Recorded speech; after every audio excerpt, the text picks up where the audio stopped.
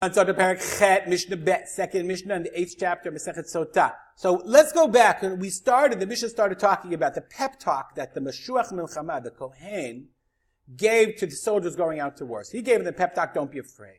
Now, we finish, Hashem is saving you now, but Dibra Shotrim, the officers speak to the nation saying, a person who built a new house and didn't dedicate it. Go home. Lest he die in war, and another man dedicated.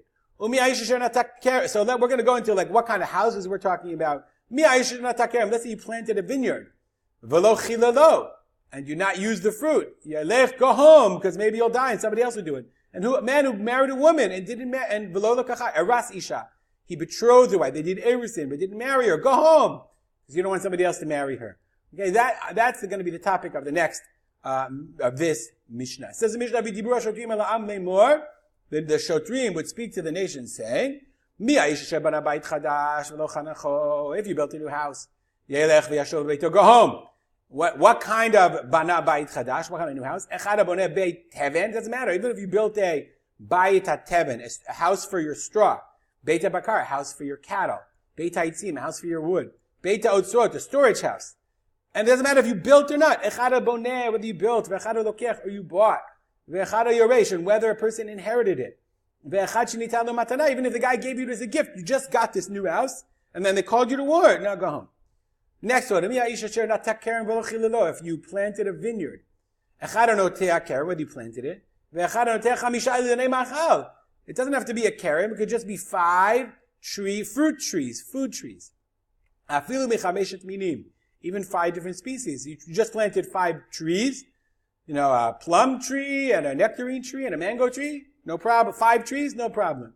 Echad or if you planted it, or ve'echad mavrich. Mavrich we learned in Seder Zra'im.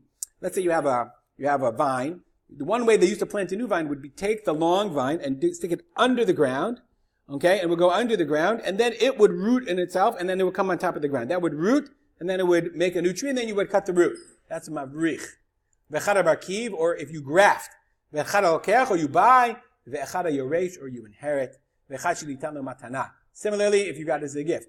Or, umiya ish asher eras isha, you married a woman. Echada me'ares, whether you did erusin et betula, a virgin, ve'echada bezdalmana, or a widow. Afilu shomer tiavam, even if your brother died and you're waiting to marry your brother's wife. Afilu shama shemet achi b'milchama. Even if you and your brother are in a war and you heard that your brother died, Choser ubalo, you come back. Kol elu shom'in divrei kohen marchei milchama v'chozim. All these guys, they hear the words of milchama and they go home. Umisapkim, but they don't get to go home. They return back. Umisapkim mayim umazon. They have to supply water and food. Umitaknim et hadrachim. So they're not on the front lines, but they go back to the supply lines. What's really interesting is, a really interesting question, like they have to go to the war and then come back. And then, they have to hear the speech and say, oh, this doesn't apply to me. Did they know? Did they not come at all? I mean, it's kind of explicit in Torah. Really good question. You can answer me by email, artspotter@gmail.com. And as always, we dedicate our learning to the memory of my father, Harav Simcha ben Yitzchak Kalman. Have a good day.